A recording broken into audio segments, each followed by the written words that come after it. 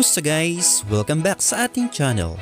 Sa video natin ngayon ay ating pag-uusapan ang 10 pinaka nakakatakot na roller coaster sa buong mundo. Kaya simulan na natin. Number 10. El Toro. Sino ba naman ang hindi mamamangha sa isang roller coaster na gawa sa kahoy? Talaga namang magbibigay ng nakakatakot na pakiramdam sa iyong pagsakay sa El Toro roller coaster sa United States. Ang ride na ito kung minsan ay maalog, pero nakakamangha naman ang pakiramdam lalo na't nakasakay ka sa isang classic roller coaster. Ang El Toro ay salitang Espanyol na ang ibig sabihin ay bull o toro. Bagamat gawa sa kahoy ang ride na ito, nakakabilib na itinuturing itong isa sa pinakamabilis na wooden roller coaster sa buong mundo. Kahit na ito ay may pagka-classic, siguradong ligtas pa rin itong sakyan. Dahil sa malumanay nitong paggalaw, tinawag itong El Toro dahil ang pagsakay dito ay katumbas ng pagsakay sa isang toro na wala sa kontrol. Isipin mo na lang ang pagsakay mo sa isang roller coaster na hindi pangkaraniwan, di ba? Talaga namang magbibigay ito sa iyo ng matinding takot at nerbiyos. Ang El Toro roller coaster ay kasama sa Six Flags Magic Amusement Park. Number 9. The Meters Alpine Coaster. Ang Meters Alpine Coaster ay isa sa pinakakakaibang roller coaster ride dahil sa naiibang paraan ng pag-andar nito.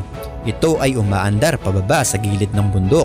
Ang release nito ay may habang 2,800 meters. Ang nagpapaandar dito ay ang puwersa mula sa tuktok ng bundok pababa. Ang nakakamangha dito ay maaari mong makontrol ang bilis ng iyong pagbaba sa gilid ng bundok na umaabot ng 25 miles per hour. Hindi man ito ganong kabilis, ibahin natin ang solo coaster car na may halong pagkadelikado sapagkat wala itong kahit anumang proteksyon sa'yo. Ito ang dahilan kung bakit maaring makontrol ang bilis. Ang ride na ito ay may tuturing na kakaiba, nakakamangha ngunit sa kabilang banda ay delikado at maaring ikapahamak ng sinumang susubok. Mapapaisip ka talaga kung minsan ba'y meron na rin na italang aksidente o pagkamatay sa pagsubok ng ride na ito. Kung hanap mo ay kakaiba at kapanapanabik na ride, ang The Meter Alpine Coaster na ang hinahanap mo. Ngunit sa kabila ng paghahanap ng kakaibang karanasan, mas maigi pa rin ang paninigurado ng iyong kaligtasan. Number 8. X2. Ang X2 ay may tuturing na isa sa pinaka nakakatakot na roller coaster ride sa buong mundo. Dahil ito ay pinagsama-sama ang gravity, bilis at taas. Iisipin mo pa lang na ikaw ay nasa ibabaw ng mga ulap, talaga namang malulula ka sa taas. Paano pa kaya kapag sasabayan pa ito ng mabilis na paggalaw? Ito ang X2 roller coaster ride. Ayon sa mga nakaranas na ng ride na ito, ang pagsakay sa X2 ay nahahawig sa pakiramdam na ikaw ay nakasakay sa roller coaster na abot hanggang langit. Makapigil hininga naman talaga. Tila ba malalagpasan mo pa ang kasabihang sky's the limit. Sa taas ng X2, ito rin ay sinasabing may aspeto ng 4D o may 4 na dimension na nagbibigay katotohanan sa kung anuman ang iyong makikita habang nakasakay sa ride na ito. Hindi lamang ito basta nakakalula, bagkus nakakatakot din. Samahan mo pa ito ng nakakabaliw na pag-iisip ng mga sitwasyon na maaring mangyari habang ikaw ay sakay ng X2. Number 7. Montu Busch Garden in Tampa Bay, Florida. Ang Montu Ride sa Busch Garden, Tampa Bay, Florida ay isa sa mga sikat na halimbawa ng likas na nakakapagpahiwalay ng kaluluwa ng mga sumasakay rito. Ito ay may bilis na higit 96 km/h. Sa pag-ikot, pagliko at matinding pagbagsak ng Montu, kaya naman matindi ang seguridad dito. Sinisigurado nila ang higpit ng bawat seatbelt. Sa simula pa lang kasi ay matinding pangamba na ang mararamdaman ng mga nakasakay dito sa kadahilanang ang release na dinaraanan ay nasa itaas sa halip na nasa ibaba. Ito ay nagre-resulta ng pagkabitin ng paa ng may nakasakay sa ere. Kasunod ay bigla itong babagsak sa isang paikot na parang corkscrew o madilim na lagusan. Ilang ulit pa itong magpapaikot kasabay ang ilan pang matitinding pagliko. Ang ganitong estratehiya ng Montu ay naglalayong wag makita o hindi makita ng mga nakasakay dito ang kasunod na mangyayari.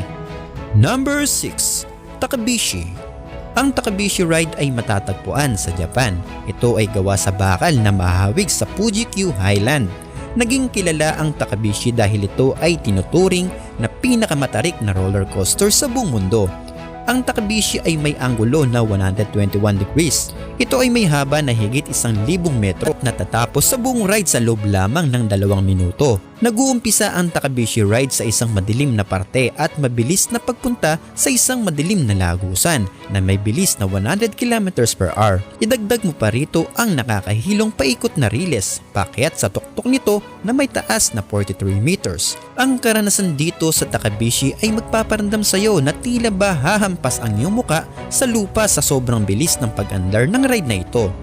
Number 5. Slingshot. Bagamat hindi ito kagaya ng normal na roller coaster, isasama na din natin ang slingshot dahil parehas pa rin to ng mararamdaman mo kapag sumakay ka sa roller coaster. Ang slingshot ay isa sa mga Cedar Point ride na nagbukas noong 2014. Ang itsura nito ay isang malaking tirador. Hindi gaya ng roller coaster, 2 lamang ang pwedeng sumakay dito. Meron itong upuan na pangdalawahan at may nababanat na kable na siyang konektado sa mataas na bakal na may habang 72 meters. Bumubelo ito gaya rin ng isang normal na tirador bago umandar. Sa pagkawala ng malakas na buwelo ang siya namang hudyat ng iyong pagtalsik patungong langit. Ang sitwasyong ito ang nakakapagbigay ng makalaglag pusong karanasan. Ang pakiramdam ng iyong pagtalsik ay siguradong maiiwan ang iyong kaluluwa sa baba at sa bawat paghina ng puwersa ay unti-unti ring humihinto ang iyong pagtalsik. Number 4. King Dakar. Kabilang din ang King Dakar sa Six Flags Magic Amusement Park. Ito ay umaandar ng may bilis na 128 miles per hour. Itinuturing ang King Dakar bilang pinakamataas na roller coaster sa buong mundo at pinakamabilis naman sa buong North America. Malakas at mabilis na persa, paakyat ang kinakailangan upang makaabot sa napakataas nitong parte. Pataas pa lamang ay magwawala ka na sa kaba at mas lalo kang mababaliw kapag ang ride ay hindi umabot sa pinakatuktok nito at biglang babagsak pabalik. Ang King Dakar ay mayroon ding paikot na riles na siguradong magiging dahilan ng pagbaliktad ng iyong sikmura. Ang pagsakay sa King Dakar ang isa sa pinakanakakatakot at nakakakabang karanasan. Number 3. Stratosphere. Ang Stratosphere ay matatagpuan sa Las Vegas at maituturing na isa sa pinakanakakatakot na ride. Nagbukas ito noong 2005 na may taas na 270 meters mula sa pinakababa ng hotel. Ang mga sumasakay ay pinauupo sa isang ride na nakasabit lamang sa pinakataas ng gusali at patuloy itong iikot. Sino ba naman ang hindi mahihilo at malulula sa ganitong klaseng rides? Nakakadagdag sa kaba ang mga ganitong pangyayari na tila ba hindi ka lamang makakaramdam ng takot dahil siguradong makakaramdam ka rin ng matinding kaba sa pag-iisip na kung ano ang maaring mangyari habang ikaw ay paikot-ikot sa tuktok ng mataas na hotel na ito. Number 2. Gravity Max. Ang pagsakay sa Gravity Max roller coaster ay talaga nga namang hindi mo aasahan ang mga susunod na mangyayari. Dito ay mayroong pinapasukang madidilim na parte na nakakadagdag sa matinding takot o pagkamangha ng mga nakasakay. Isa pa ay ang isang pabilog na riles na kung saan makakaranas dito ng ilang pag-ikot ang mga nakasakay bago bumalik sa isang istasyon na magkukubli ng kanilang pagkahinahon. Ngunit sa katunayan ang istasyon na yon ang simula o hudyat para sa mas nakakatakot at nakakabaliw na karanasan sa pagsakay ng roller coaster na ito sapagkat ang kasunod na riles ang mga magpapakita ng taglay nitong tanyag bilang Gravity Max. Ang kasunod na riles ay makikitang putol o hindi nakakonekta sa iba pang riles. Sa paghinto ng sinasaking ito sa taas na 114 feet ay mistulang sasabay ang paghinto o pagpigil rin ng hininga ng bawat mananakay.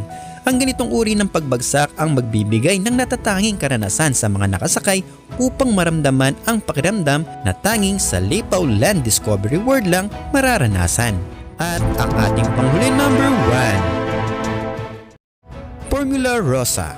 Ang Abu Dhabi ay mayroong napakaraming roller coaster ride. Isa na rito ang hango sa kilalang brand na sasakyan sa buong mundo, ang Ferrari. Bukod sa pisikal na anyo nito na kagaya ng sasakyang Ferrari, ay kakaiba rin ang kabuuang bilis nito sa pagtakbo at biglaang pagkahulog sa mga pababang riles. Inaabot nito ang humigit kumulang sa 241 km/h Mantakin nyo ang sobrang bilis nun guys, 'di ba? Sa bilis ng Formula Rossa, kinakailangan na ang bawat nakasakay ay may suot na safety goggles o proteksyon sa mata. Ito ay magsisilbing proteksyon ng bawat nakasakay upang hindi mairita ang kanilang mata sa ragasan ng hangin at bilis ng takbo ng Formula Rossa. Sa bawat pag-ikot nito sa pabilog na railes at agarang pagliko ay mabilis pa rin ang pagtakbo at tiyak na nakakadagdag sa kakaiba at masayang karanasan ng mga nakasakay dito.